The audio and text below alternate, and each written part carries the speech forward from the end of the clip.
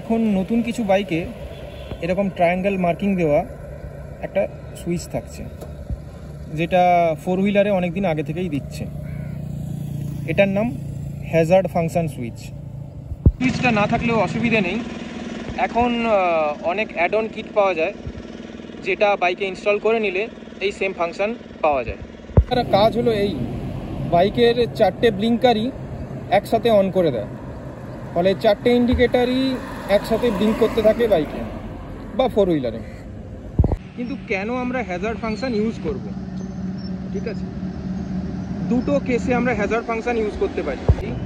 এক হলো এখন যে সিচুয়েশান, ডিপ ফগের জন্য দূরে কিছুই দেখা যাচ্ছে না, এই হ্যাজার্ডাস সিচুয়েশানে এই হ্যাজার্ড ফাংশন অন করলে অনেক দূর থেকে বাইকের বা গাড়ির ভিজিবিলিটি বেড়ে যায়, ফলে দূর থেকে ড্রাইভাররা অ্যালার্ট হতে পারে যে সামনে কোনো বাইক বা ফোর হুইলার আছে।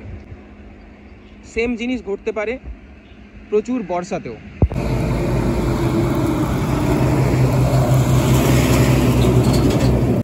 আর সেকেন্ড কেসটা তাহলে কি? যখন আমরা নিজেরা হ্যাজার্ড অন্যদের জন্য, অর্থাৎ রাস্তায় চলতে চলতে হঠাৎ বাইকে কোনো প্রবলেম হয়ে গেছে বা ফোর হুইলারে কোনো প্রবলেম হয়ে গেছে, যার জন্য কোনো হ্যাজার্ড সিচুয়েশান ক্রিয়েট হয়েছে, তখন আমরা হ্যাজার্ড ফ্ল্যাশার অন করে বাকিদের সাবধান করতে পারি যে আমাদের গাড়ির থেকে দূরে থাকতে। এই দুটো রিজন ছাড়া বাকি আর কোনো কারণেই হ্যাজার্ড ফাংশন অন করা উচিত নয়। অনেকে আছে যারা রাস্তায় হ্যাজার্ড ফাংশন অন করে সবসময় চালাতে থাকে শুধুমাত্র কুল লাগবে ভেবে। That's a very wrong use of Hazard function.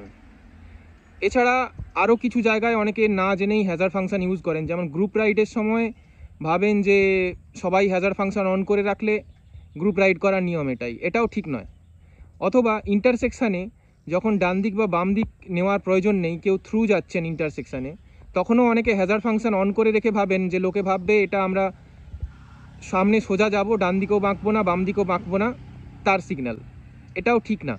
Hazard function শুধুমাত্র দুটো জায়গাতেই ইউজ করা যায়। যখন সিচুয়েশান হ্যাজার্ডাস অর্থাৎ ভিজিবিলিটি ভেরি লো, তখন হ্যাজার্ড ফাংশন ইউজ করুন।